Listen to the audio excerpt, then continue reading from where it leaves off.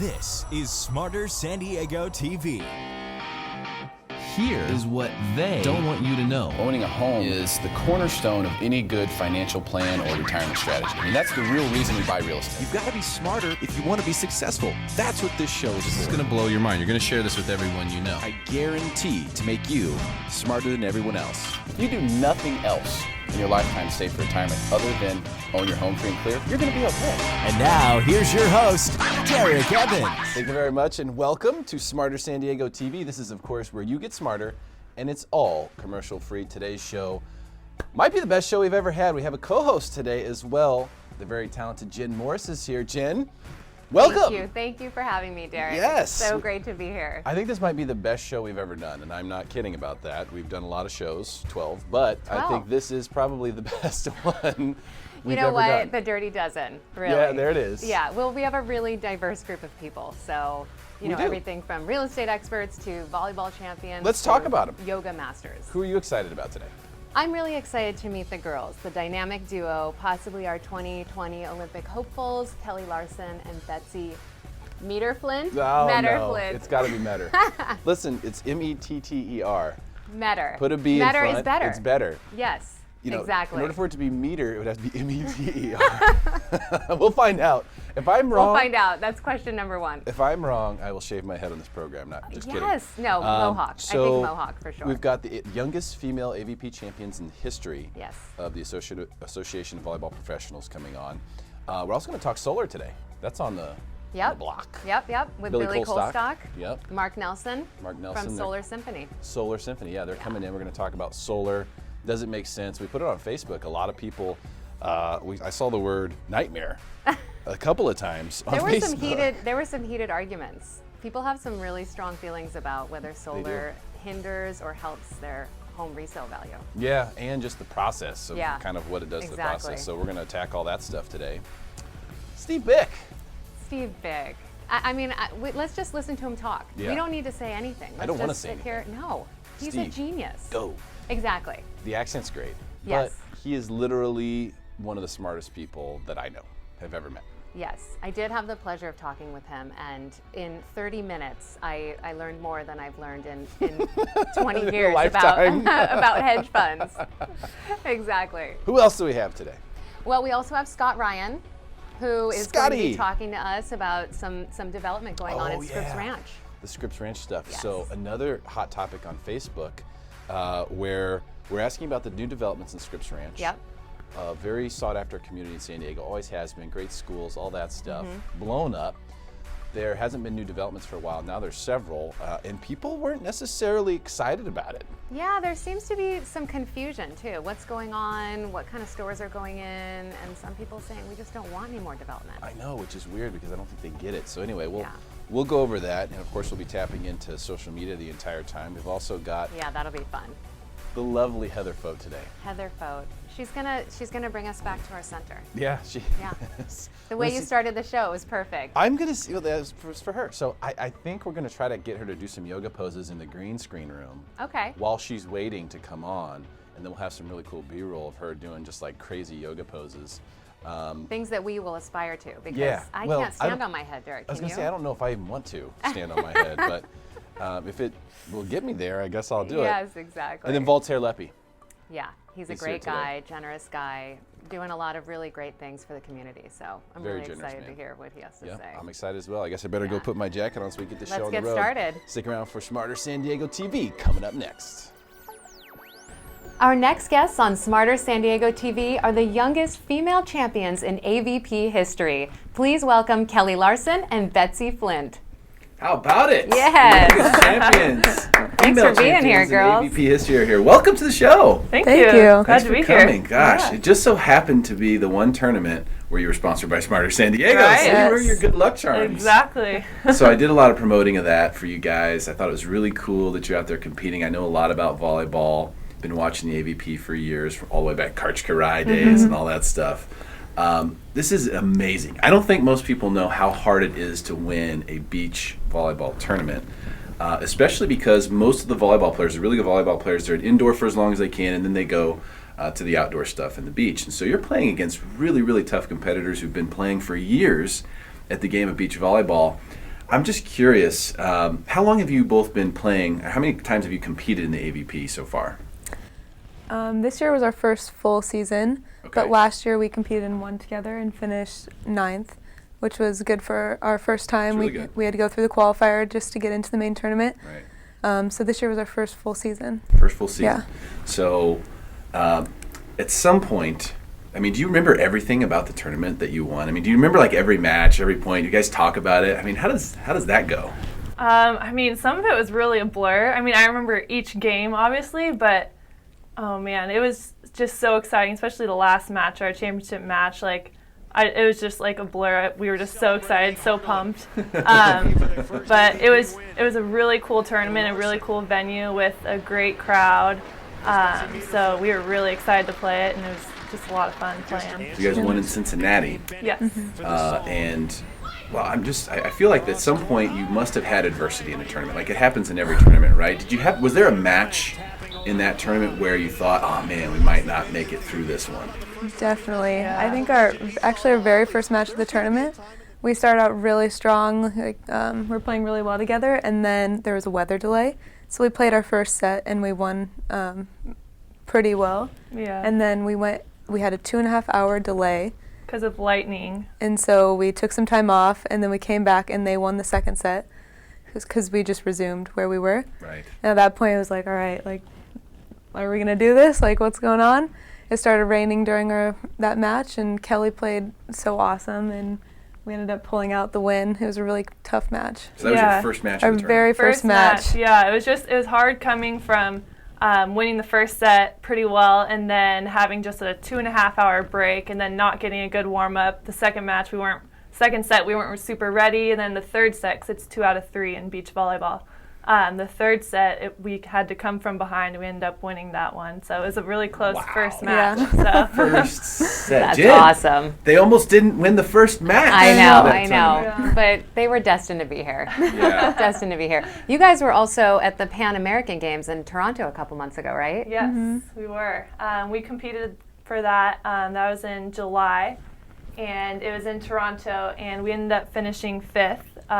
It was really, really cool setup, and it's basically kind of like a mini Olympics with the Western Hemisphere. So it's North America, South America, and the Caribbean. So teams from all those portions, like all those countries, we competed against. So it was really, really cool tournament, cool setup. So it was really exciting. You were the only women's beach volleyball team to represent the United States. Yes, That's we were. so amazing. Speaking What an of experience. representing the United Yep, States. let's go there. Olympics? Have you thought about that at all? That would be awesome. Our goal is 2020 for sure. Really? 2016 isn't in our future. We don't have enough international points to Gotcha. even be considered. Okay. But yeah, that's definitely a long-term goal for us. The Olympics. So international points. So you're gonna have to travel internationally, Yeah. play, do well, accumulate points, so you can qualify. Yeah. Right, and we just both graduated from our universities this past May, June. So we don't have that many international points where these other teams who are trying to qualify for the Olympics have been trying to qualify for the past 2 years. So we kind of got a late start. So we're hoping for 2020. That's awesome. And we should say, we announced them as the youngest female champions in AVP Yes. history. We didn't say how old you guys are. So how old are the youngest AVP female champions? We're 23. We both just turned 23 this summer. 23. Okay. Yeah. So a lot of people may not realize how the beach game is sort of an older game. Yeah. You don't see a lot of young people out there, and when you do, they're typically at the top of the heap. And so you guys have had to deal with a lot of really tough teams. If you just go back and look, I'm curious because I asked you about the adversity in the tournament. At what point in that final? Because you're at center court, right? Yeah. For the final, the semifinal and the final are played at center court, Yes. right? So you got to play once in center court. There's a few people there for the semifinal, but for the finals, everybody piles into the stadium that they create and the beach there that they make, the AVP makes. At some point, you must have felt like, I think we're going to win this thing. When was that for each of you? I think our first set we actually won pretty easily, and we were both Really? kind of like in the in the finals. championship. Yeah. And we are like, all right, like this is gonna happen. And then we kind of got a little relaxed that second set, and they won. And the third set we were up 7-0, and we were both kind of like, all right, like That's when you knew. we gotta Yeah. finish. Like we don't want them to come back at all. And yeah. We started off really strong. I just felt like we were in control of the match, and so we weren't overly worried when we lost the second set. But the third set, we still had control of the game and really felt like we had the chance to win. So That's awesome. Congratulations to you all for winning Thank that you. tournament. It's such a difficult thing to do. You should be very proud of yourselves, and you have a very bright future. Thank you so much for coming on today. Thank you. thank you. Stick around for more Smarter San Diego TV, where we guarantee to make you smarter than everyone else, commercial free.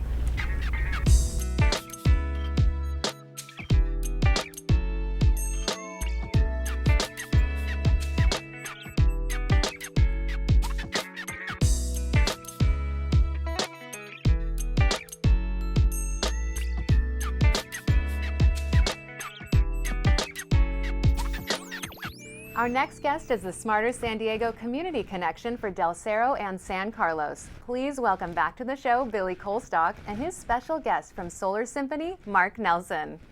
Welcome to the show, guys. Thank you. What's up? Another great introduction, Jen. Thank you. Solar, big topic. We put this out on social media.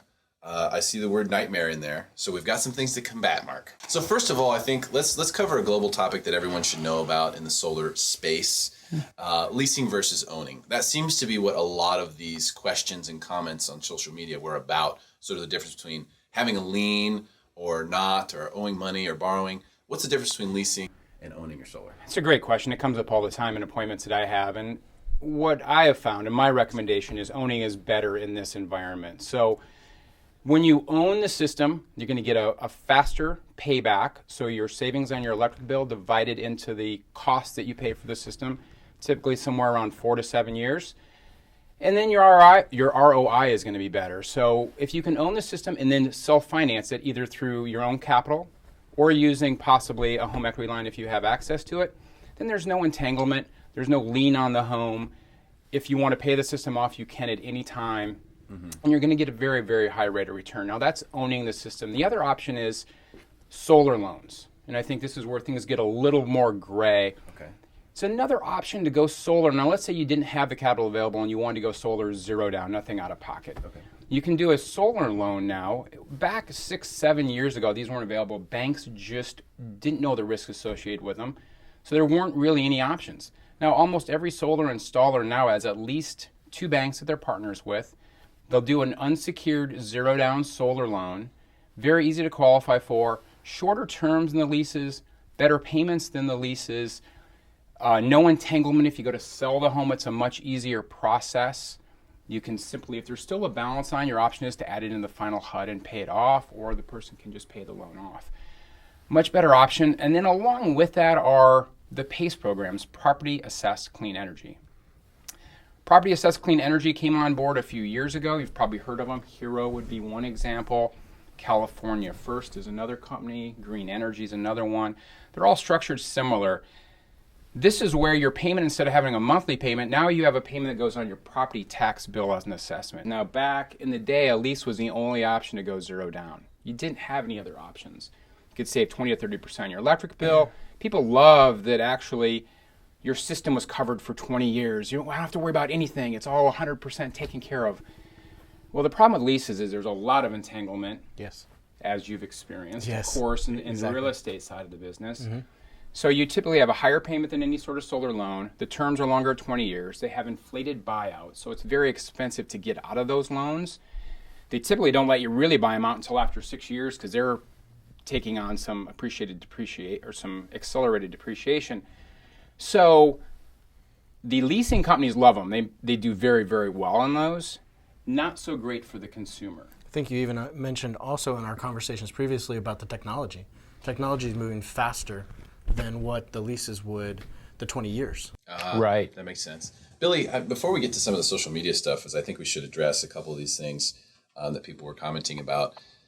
What is the benefit to the homeowner from a value standpoint? Because obviously it makes the home more green. You can save money on electricity.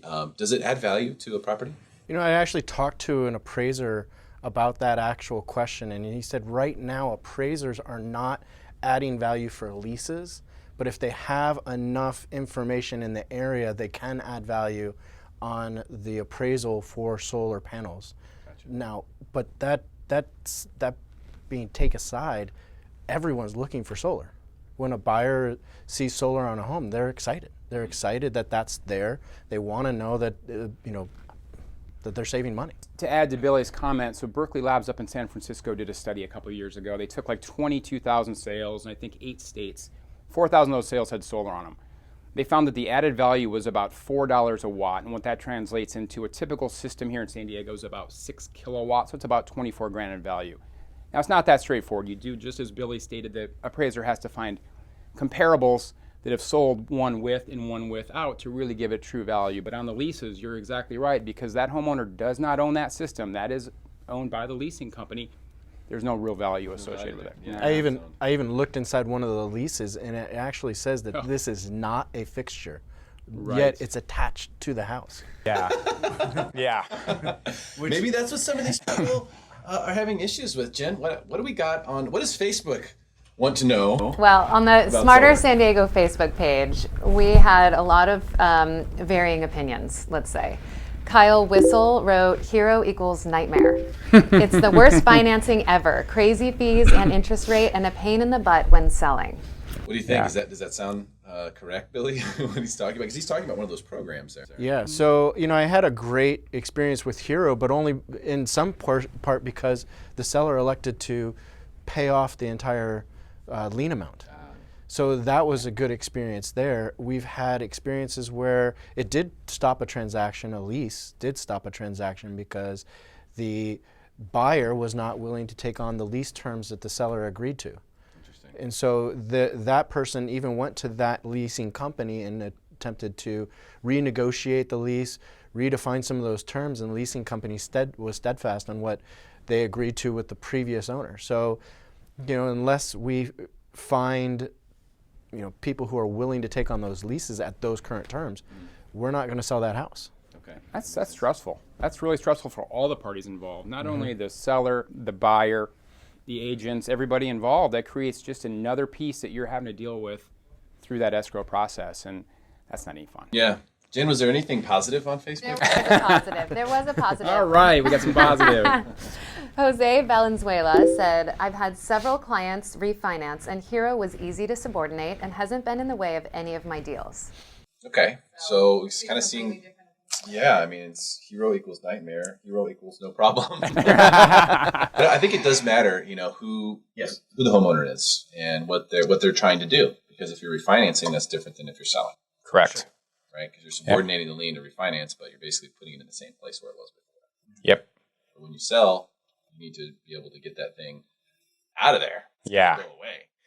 Right? And let's make it very clear, it's possible to find those people because, like what we're saying, buyers are excited when they find out that they have solar.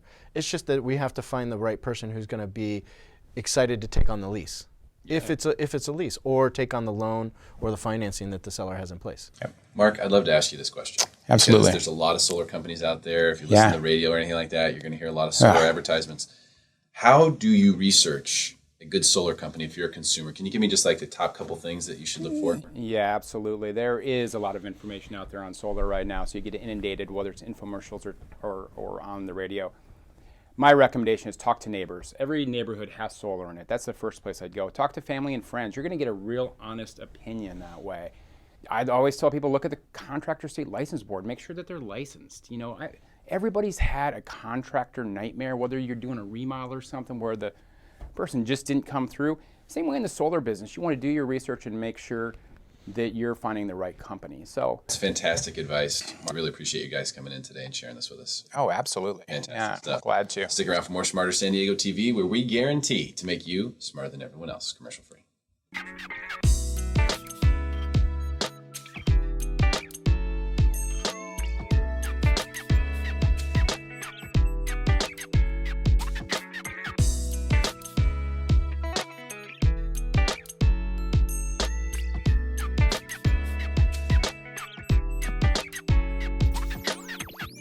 Our next guest is a hedge fund manager. He is also the co-host of the popular radio show, The Portfolio Doctors, on 1170 AM.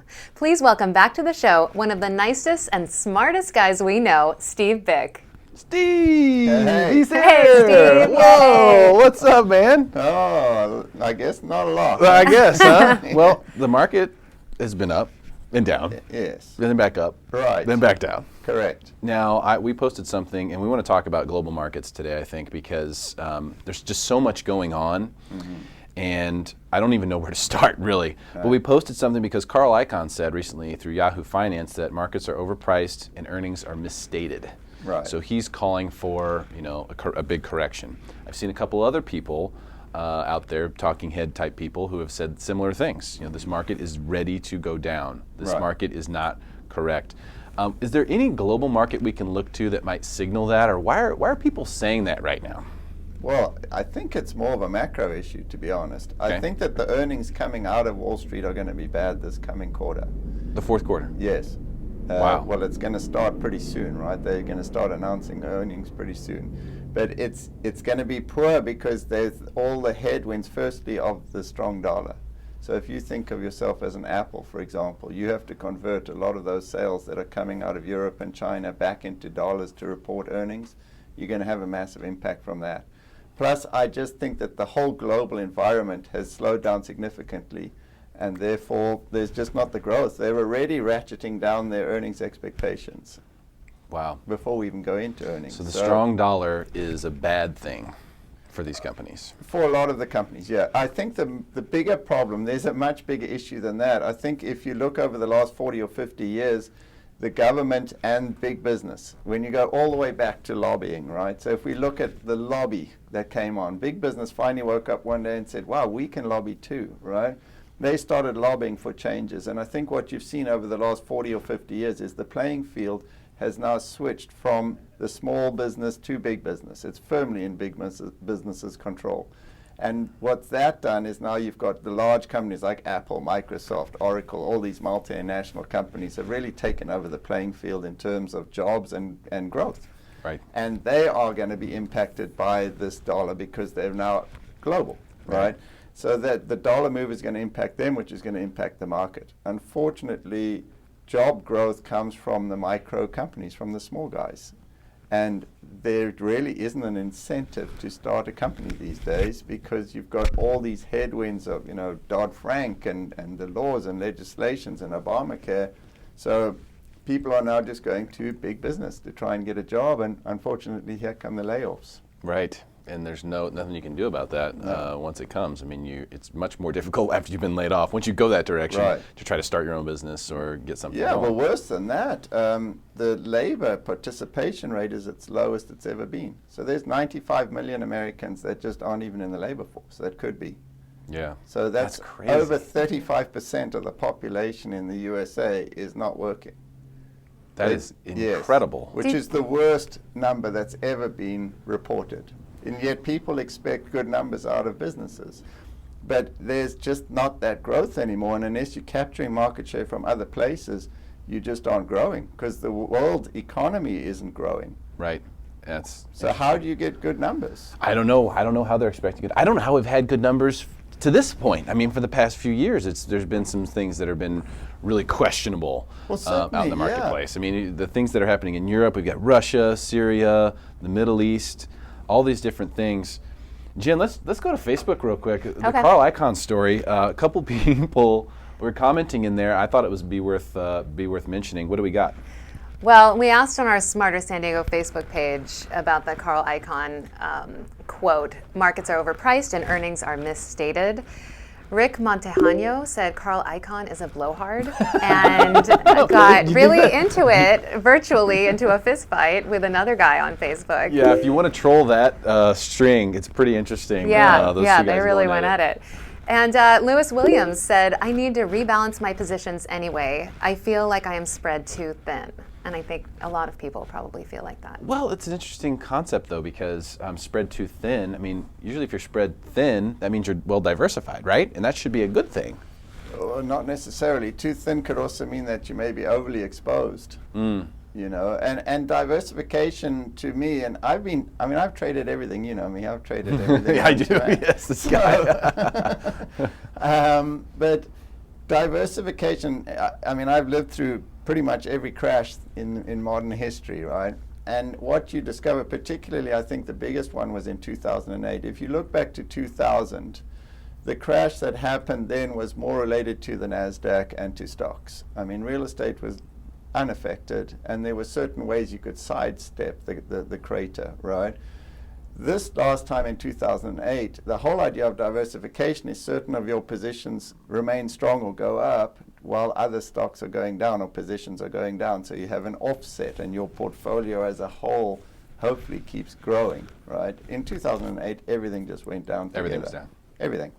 And you know what's interesting because bonds weren't, okay, the price of bonds, of course, was going up as they were lowering interest rates. However, if you had bought the bond ETF or a bond mutual fund, they got cratered because they were just lumped in with stocks.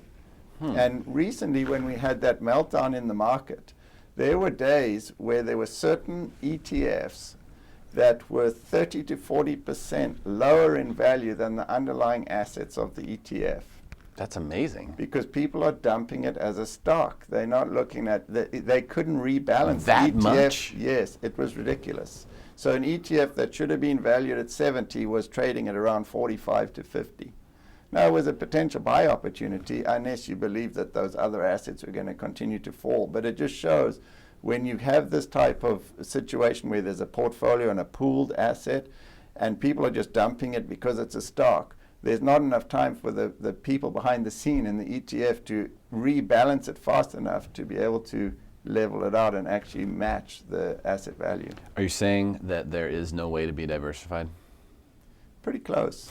Pretty close. Oh, that's depressing, Steve. It's very, very difficult. I mean, you think 08, right? You had housing came down, stocks came down, gold got pummeled, bond prices, you know, the bond ETFs and that got pummeled.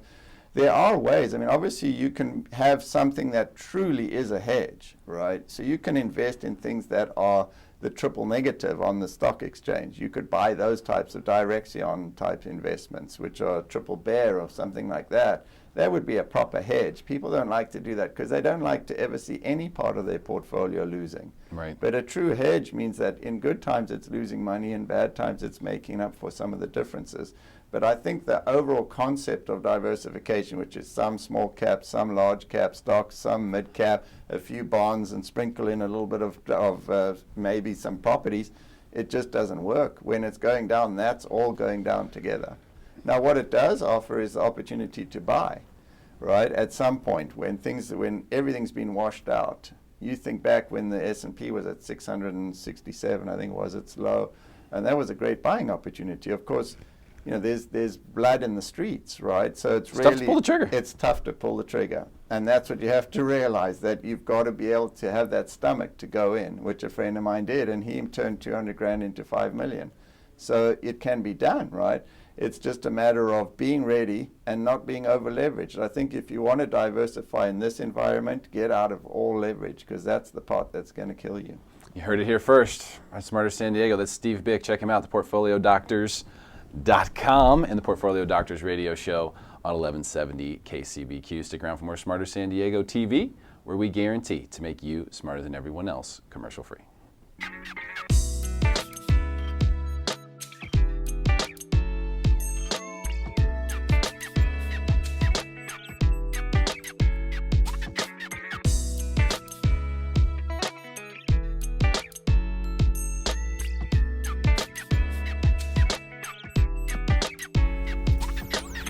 Our next guest is the Smarter San Diego Community Connection for Scripps Ranch. Please welcome back to the show Scott Ryan and his special guest, the chair for the Scripps Ranch Planning Group, Wally Wolfeck.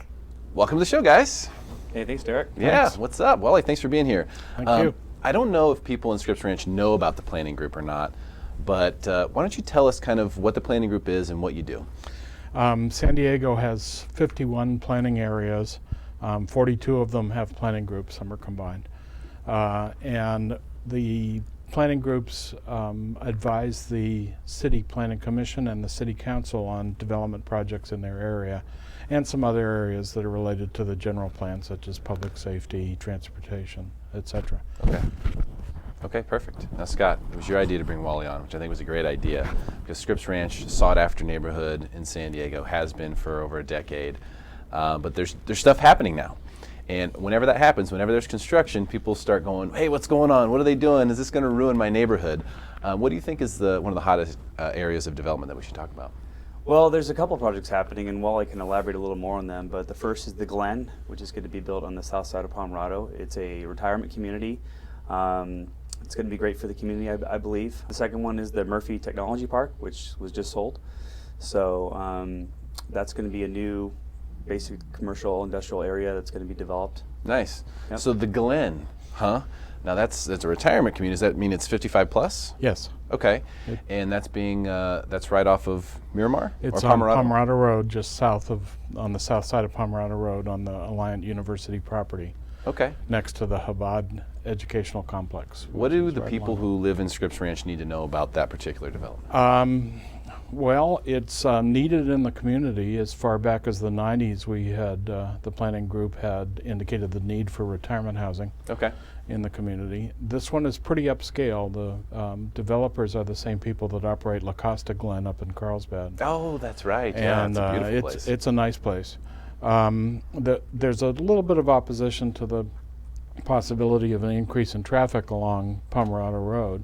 But the Glen folks take that into account by staggering their workforce hours, and because most of the residents are past driving, and commuting every day to jobs and things like that, so they don't operate their vehicles as much as normal folks. Yeah, I wouldn't expect that to be a traffic issue, would you, Scott?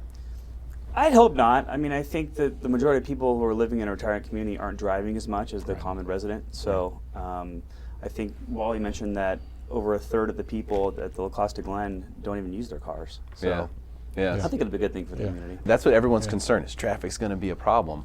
I think it's nice to kind of know that, but as far as senior housing is concerned, let's call it 55 plus. We don't like the word senior, but 55 plus housing, and if it's needed, Scott, that could be really good for the marketplace. Absolutely, and I think if you look at it from a demographic perspective, you've got a lot of people in Scripps Ranch that maybe it's time to retire. Maybe you have somebody moving into Scripps Ranch that want to have their parents nearby. Yeah. So I think that could be a great advantage for somebody living there. Okay. Jen, let's go to social media real quick. What were people asking about? Well, we posted on our Facebook page, are the new developments in Scripps Ranch good or bad for the community? And Stephen Blake says less is better. I think and he put the prayer hands too. Don't forget. He put the prayer hands. He did put the prayer hands. He's begging, please stop building. Please stop. But I think that's part of the misconception, Scott, that it would be bad for the community because traffic, hurt values. But I think it's kind of the opposite, isn't it? This is the way I look at it. Is the reason I bought in Scripps Ranch, it does have that country living, small town feel. So I think development is good as long as it's scaled. And as long as we can keep that small town feel, I think most of the residents are on board with that. And so that's when he says less and more, I think that's what he means. Okay. I think they've got that figured out, right, Wally? The technology park is important to Scripps Ranch. It's prime industrial zoning, which means that it's sort of protected from commercial or residential encroachment. But we like that because it'll bring a few thousand high-tech jobs to the area. Yeah, that can't hurt anything. All of these developments also contribute to what's called the facilities benefit assessment. So they bring money into the community that's used for other public works and infrastructure improvements. So, Stephen, less isn't always better necessarily, as you just heard Wally say. Any questions for Wally in there, Jen? Well, Reginald Furburner wants to know, anybody heard what's going on with the Whole Foods in Scripps Ranch? Whole Foods, Wally. Whole Foods is, they had a press release about a year ago to move into a development called the Watermark. That's on the southeast corner of Scripps Poway Parkway and I-15, next to the Med Impact building. Right. That's actually in Miramar Ranch North planning area, and so that's not in my group, but it's pretty much a done deal. That project is fully entitled, and it's just waiting for final designs and building permits, and so it's a go. You know what's crazy about something like that, Scott, is a Whole Foods, what an impact that can have on the whole area. I mean, I remember in Carmel Valley, a Trader Joe's came in, and everyone was talking about it. I don't even think Trader Joe's is that great, but everyone's like, "Oh, Trader Joe's, Trader Joe's, Whole Foods." Now that's the Cadillac of marketplaces. So I think that would be really good for the area. Well, even more than Whole Foods, I mean, they're going to have 60,000 square feet of high-end retail space in addition to the Whole Foods. So you have a potential for a movie theater, more high-end retail shopping, and more restaurants. We need more restaurants in Scripps Ranch. That's true. I talked to many residents who love our community, and we all, take care of those small businesses and visit those restaurants. But having new facilities and new places to take the family would be incredible. Yeah, and Whole Foods is going to be popping over there, man. I tell you what, it'll get me into that area more often, that's for sure. Any other questions for Wally Jan on social? Josephine Abad says, no way is this going to be by the Carroll Canyon Road Bridge exit? Question mark. Then he says, how do I log into the show? Yeah. That's another development. A couple of years ago, that was proposed to be a big box retail center, and for a number of reasons, that proposal was withdrawn. There's currently a proposal for about 240 or so apartments and about 12,000 square feet of retail, which is not a lot. So that'll be a couple of restaurants and dry cleaners, a small community serving kind of development. Wally, you said something about SDG&E that the residents of Scripps Ranch would really like to know about. Something just happened with it. What's going on there? In about the last 3 or 4 weeks, there have been 2 proposals. One is for a natural gas pipeline from Riverside County down to the south side of Miramar Air Station. And the one proposal is to put that under Pomerado Road. That's a few years out. And then right when that one came out, the Public Utilities Commission and the E part of SDG&E said, why don't we put underground the new power link from Sycamore over to Sereno Valley. And that would go under, also proposed to go under Pomerado Road. That's one of the, there are 5 proposed routings. That one is now the environmentally preferred alternative according to the Public Utilities What would Commission. that do for the residents? How would that impact them? That would dig up the road for like a year. Okay. And Pomerado was only 2 lanes. Yeah. So that would be some impact if that were to happen. Like I say, there are alternative routes, and so those will be analyzed by the community over the next few weeks. We've already talked to our state assemblyman, Brian Mainshine, and the local politicians to see what we can do about making sure that it's, if it happens at all, that it's properly planned. Okay, exactly. That's what you're there for, Wally. Scott, as far as the market is concerned and just homeowners, is any of this stuff something that would be red flaggish or people should be concerned about, or is this all good stuff for the community? There's always going to be 2 sides to the coin. I think you're always going to have some level of opposition. You're always going to have a lot of people in Scripps Ranch that want more development. I think from a real estate perspective, the job growth is important. I think that sustains real estate values. It brings more families to Scripps Ranch, makes it new retail development, that sort of thing, creates more desirability and allows people to want to be here. So I think if I were to say it's all positive, but you're always going to have 2 sides to that coin. So. Yeah, I agree with you though. Desirability is what you can tie to real estate values. I mean, desirability creates demand, demand creates an increase in value, so that makes sense to me. Right. Gentlemen, thank you so much for being here. Really appreciate your time. Scott, great job bringing Wally in. Wally, thank you so much for being here. Really appreciate it. Yep, thanks. Stick around for more Smarter San Diego TV, where we guarantee to make you smarter than everyone else, commercial free.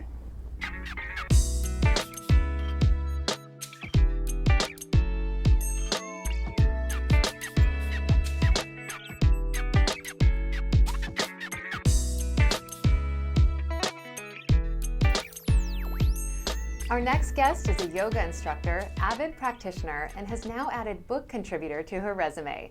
Please welcome to the show the beautiful Heather Fote.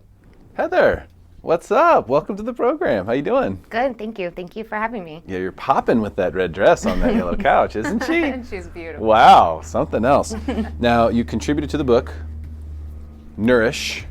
Yes. And then there's a subtitle there that you can read. The Beginner's Guide to Eating Healthy and Staying Fit. There it is. Okay, now you contributed to this. This is a pretty interesting story, how you got involved with this book, right? Mm-hmm. Tell us. Yeah, I am a full-time yoga instructor here in San Diego and a studio at Pura Vida in Gaslamp, a student. Pura Vida, huh? Pura Vida. Okay. As white people, we would say Pura. Pura Vida is what I thought it was. Yeah, but it's Pura Vida. But a student came in, and she is a cancer survivor, and she was looking to bring movement to her body.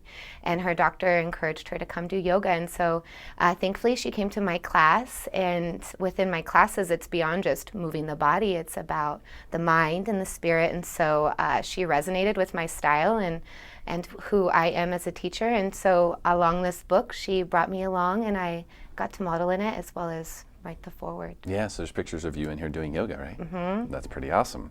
And this book, you guys have been doing stuff at Jimbo's, like it's a big deal. Yeah, I mean, the purpose is to bring the joy of movement to people's bodies. It's not about me trying to put people in a handstand. It's about recirculating blood and circulating energy and really connecting to oneself. So with nourishment, it's an encompassing of eating properly, but also nourishing oneself and their mind, their body, their spirit.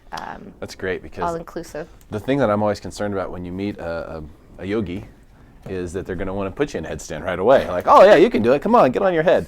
It's like, Derek. Come on, you could do it. Seriously, it's funny. No, I'm not there yet in my practice, but it's not as frequent as yours. You're doing yoga every day, pretty much, right? Yeah, I teach avidly, but I think that that's what's the thing that takes place in yoga. Like, you think of it as the physical, but Gandhi was a yogi and Mother Teresa was a yogi, and I don't think like you were trying to do handstands. They're just trying to have service hearts and teach about goodness. So yoga is physical, but it's also about some things that are actually much more deeper than just getting into a physical posture. So let's expand on that for Jen. Do you do yoga, by the way? Are you yogi? I've done yoga over the years. My sister is a hardcore yogi. I love it. Every time I do it, I feel so much better about myself. And it really teaches you the lesson to surrender, right? Yeah. So did you take the poll, by the way, Jen? Are you included in the poll?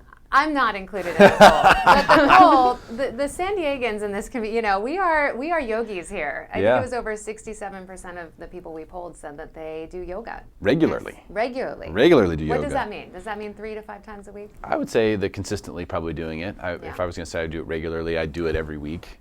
So we had, and then 88, almost 89% report doing yoga. Not consistently, but they're doing it. They're in the they would say, I do it. I do yoga. Yeah, maybe once a week or something. Only a few small 11% said that no, but I used to do yoga, and absolutely no one said they've never done it here in San Diego. So that really tells us something, and I would like for you to help us define it. The what is yoga question, right? Because you've alluded to it a couple times. It's not just about movement. It's not exercise. There's more to it than that. How do you help people find that? Because that's the real pearl, right, in the clam, is that it's more than just these physical movements and the physical exercise and the sweating and all the good things that come from that. There's something deeper there. Right. Well, I think that one should know that there are many different types of yoga. So there's athletic yoga, there's gentle yoga, there's relaxing yoga, Bikram, which are just standing postures. There's so many different types. It's always encouraged to go to local spaces and find what works with you. What is yoga? I think yoga challenges the body, but it's a practice that focuses the mind, and that's what differentiates this form of exercise amongst others, because we are encouraging the union of mind and body.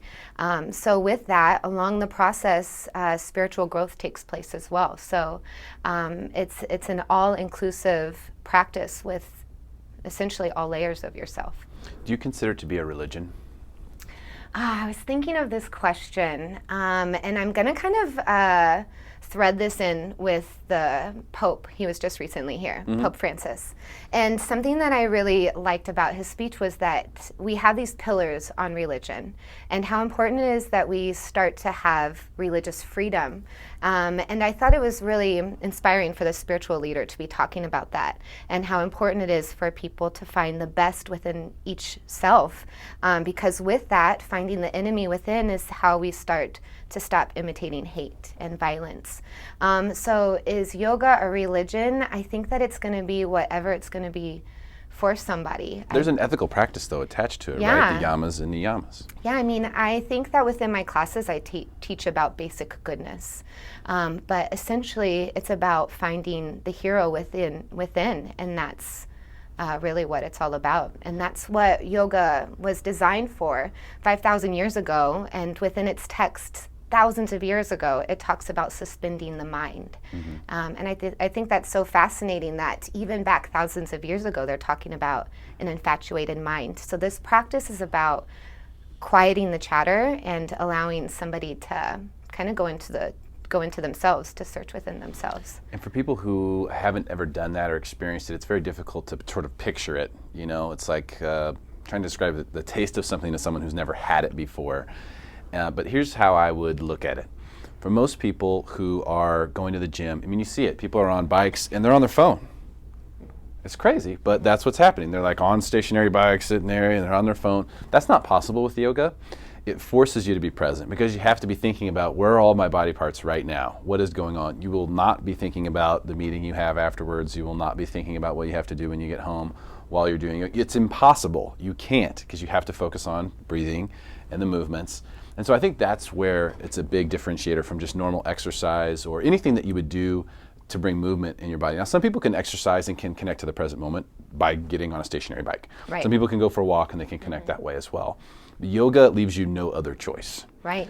So if you have trouble connecting with the present, if you have anxiety, if you have just trouble, you're distracted easily, you have trouble focusing, I think trying yoga would be a really, really good idea. Right. It's about bringing the mind back into the body.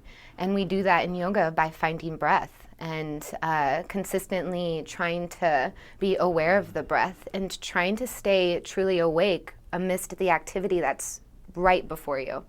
And it's a practice that has to be done over and over again, being and returning to the present moment. Fantastic stuff. Heather Phil, thank you so much for joining us today. Really appreciate your time. You're welcome. Thank you. You're amazing. Stick around for more Smarter San Diego TV, where we guarantee to make you smarter than everyone else. It's all commercial free.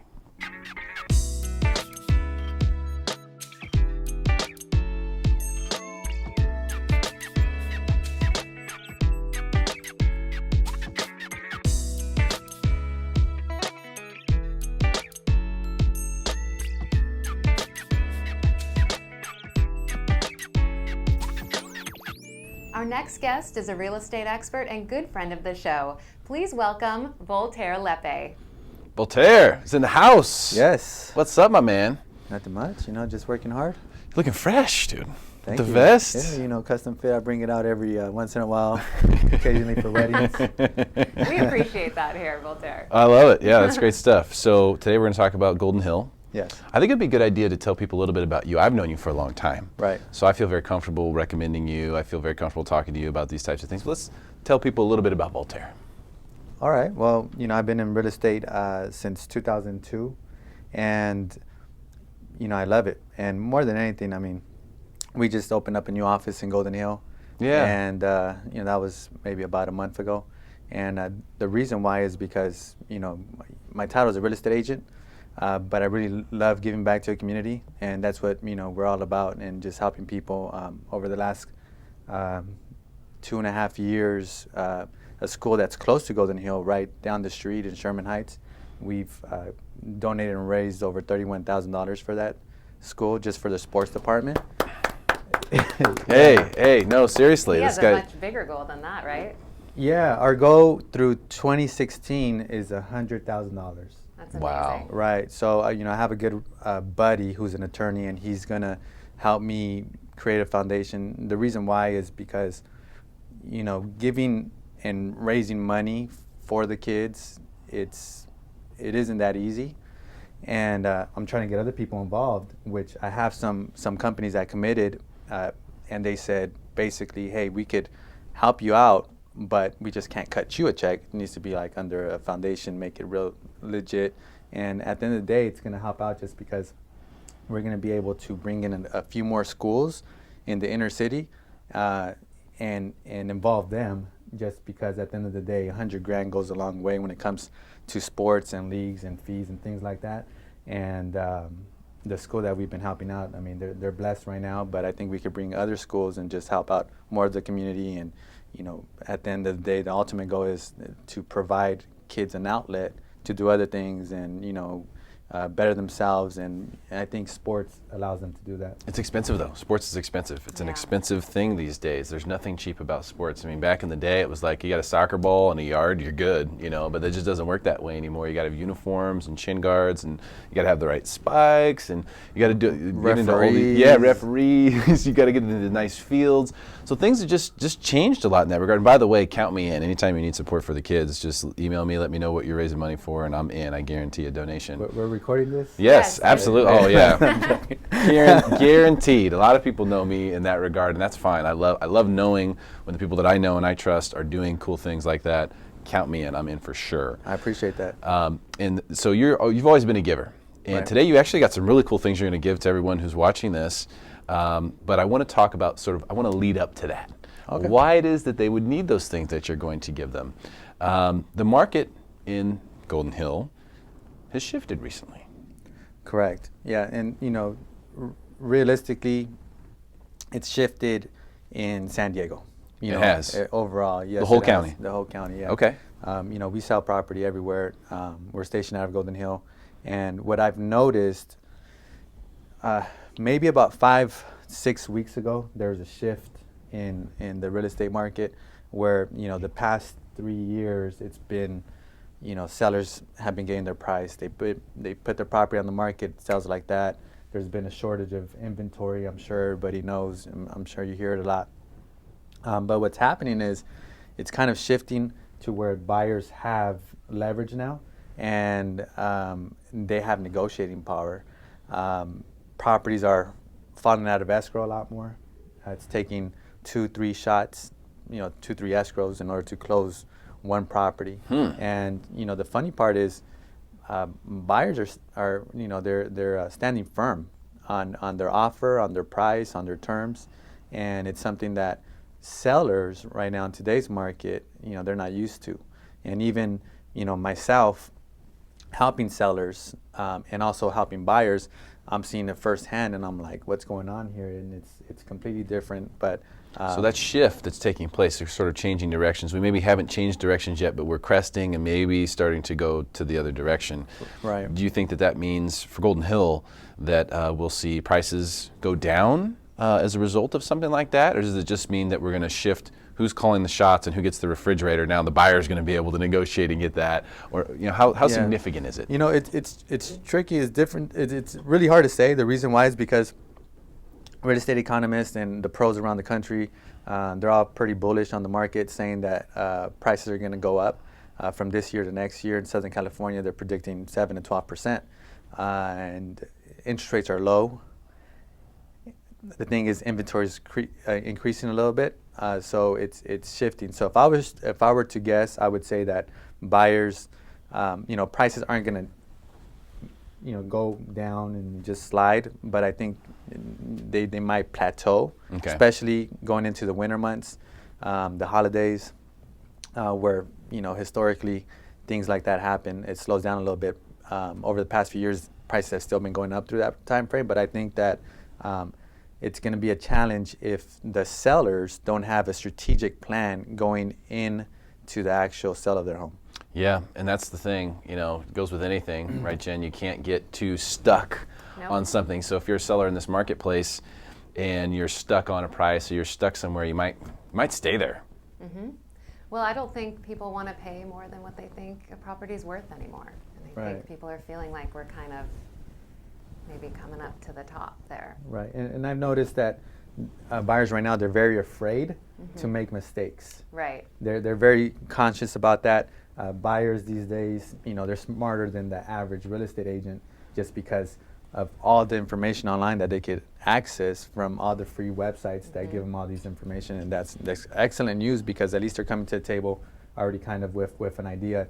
At the same time, I think they know the market better than sellers, just because they visited 15 to 20 properties and they have a real good feel of what that new owner or that seller's property is worth. Very, very, very good point.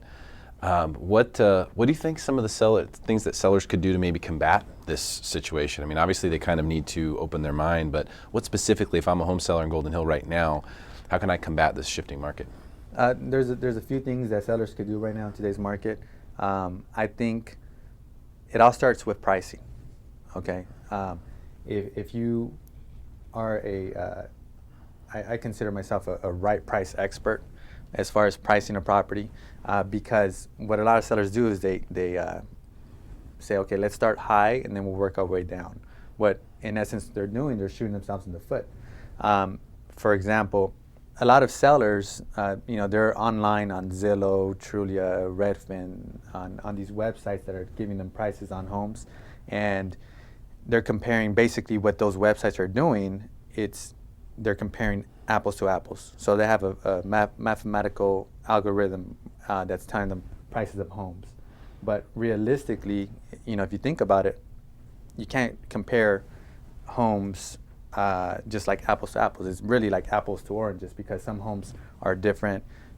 They have different characteristics, different sizes, and things like that. So what you need is to really compare your property to the other properties in the market that have sold in a apples to orange type of scenario. And in order to do that, you either need to visit all the properties or hire someone that has that experience and knows what they're doing. And then from there, you really need to trust that professional with the price, just because that's what they do for a living. They sell homes all day. Yeah. So I understand that you're going to be offering a couple of your programs for free to the people who are watching this show right now. Right. I just want to confirm that's true. You're going to give these programs away for free. Yes. We're giving away a free online home sellers course. So in essence, what it'll do is it's going to really educate you on how to sell your property for top dollar. And it's completely free, and it's kind of like getting your bachelor's degree in real estate. So when it's time to sell, whether you're in the process of selling right now or you're considering selling, you can really take this online course, watch all the videos. It's really easy, and you learn a lot. And I think every seller right now, especially that wants to avoid any headaches, any hassle, and they want to sell their property fast and for top dollar, they should be educated. And this is the best way to do it. So what sellers need to realize is that the best marketing in the world, okay, because you could have drones flying over your house. You could have 1,000 best quality type of brochures, 1,000 open house signs all around the block. The best marketing in the world is always trumped by price. So if the price isn't right, your home isn't going to sell.